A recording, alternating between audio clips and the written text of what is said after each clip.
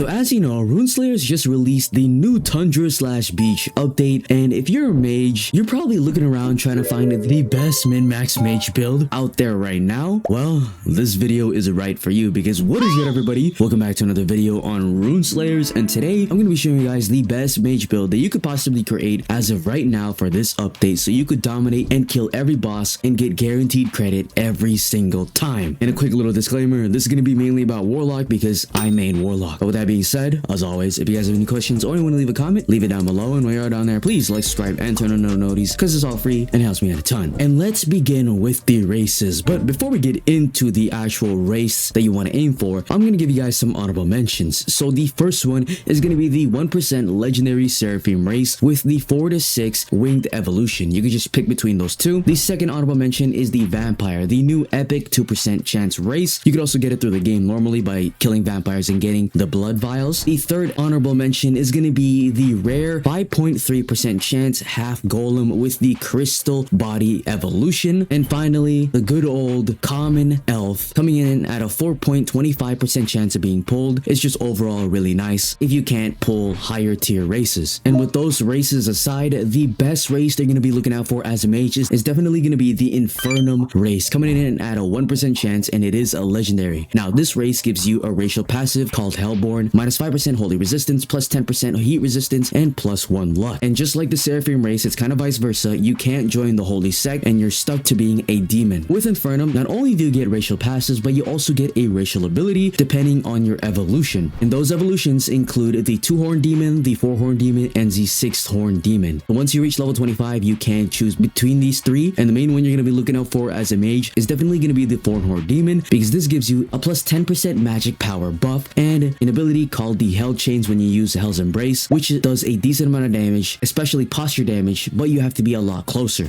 Now let's move on to your spells. So most of these spells are going to be depending on your staffs, especially the first one that I'm going to mention here, and it's going to be between the Revenant's Grasp or the Armageddon. Those are the two main staffs you want to be aiming for, but I'm going to talk about that later on. So the first spell you're going to want is between Fire Slice, Waterfall, or Magic Repeater. Use Waterfall or Magic Repeater if you're using the Revenant's Grasp, as they give you lesser dread stacks a lot quicker than most spells. But if you're not using Revenant's Grasp, go for Fire Slice, because it's overall just a really good fire damaging ability as long as the mob has a huge hitbox. For your second spell, you could choose between the Flame Pillar and Thunder Strike. The Flame Pillar just does really good overall AoE damage wherever you place your mouse at, and it has a huge AoE. So if you're fighting Ezekiel, the new Frost Dragon, and you want to use Fire Pillar, just aim on the ground and the pillar will actually reach him all the way up to the top as he's flying. But if you want to go for more of a PvP single target AoE route, you could go the Thunder Strike ability. It does a lot of posture damage, and when it does crit, it could go for around 100 damage per, and it also auto targets onto the enemy that you're aiming your mouse at. Now for your third ability, it straight up has to be the Storm Sphere. If this ball lands on your enemy, it scales really well with your crit chance and crit damage, dealing a ton of damage, like probably the most in the game, and it stacks the Lesser Dread passive as well if you're using the Revenant's Grasp. If you have the Infernum race for your fourth ability, you could go the Hell's Embrace to get those chains. Now for your fifth ability, you want to just get the Arcane Storm. You're going to get this naturally throughout the game anyways, and it's just the best AoE damaging spell mages get. For your sixth ability, since I am a Warlock and this is going to be mainly for Warlocks, go Soul Steal. It's useful for just executing last second, doing extra damage, and it's needed to obtain souls for the demonic summons. And speaking about the demonic summons, 7 and 8 spells are going to include the Summon Fiend and Summon Imp. The Summon Fiend spell needs 75% of your souls to summon, and what it summons is a fiend. You probably already seen them. They're giant, they ground slam, they drag the mobs to the ground, deals a ton of damage, and has an ability where it roars and fears mobs around them, stunning them for a couple seconds. And if you use Demonic Sacrifice, it'll give you a 2% health regeneration buff. And for the Imp, you need 25% of the souls to summon it. You've already seen the Imps. They're from the hell area of this game. They can imbue their hands with flames, shoot fireballs, scratch your enemies. They probably even do more damage than the fiends, but they're overall just squishy. If you use Demonic Sacrifice on the Imp, you will gain a 10% intellect scaling, so it's really good to sacrifice the Imp and then use a fiend afterwards to start tanking. For your ninth ability, I recommend going the Blink. You get this naturally, and it's just a good movement ability that teleports you forward. For the 10th spot, you want to have the Mana Shield, and this is going to be very important because it reduces 5 incoming attacks, and it synergizes well off the Diverted Energy ability, which once the shield breaks, you'll get your mana back. For your 11th slot, you could go Overload. It increases magic power by 50% for for 10 seconds. For your 12 slot, Demonic Sacrifice, it's used to sacrifice your fiend or imp to get those buffs and to get the souls back. 13 slot, Greater Intelligence, this just increases your intelligence by 50. And then finally, the last 2 slots, you're gonna have Conjure Food 3 and Conjure Water 3. For Conjure Food, it just regenerates your hunger, 55 per tick, and for Conjure Water, it regenerates your mana, 30 per tick. And finally, let's move on to the abilities. The abilities you want to have in your build include Meditation, which regenerates your mana while casting, Arcane Armor, it increases your armor based off your intellect stat, Diverted Energy, we talked about this earlier, it restores mana equal to the damage taken when the shield is broken, and then Clear Cast, the next spell is mana free and it procs on any instance of damage.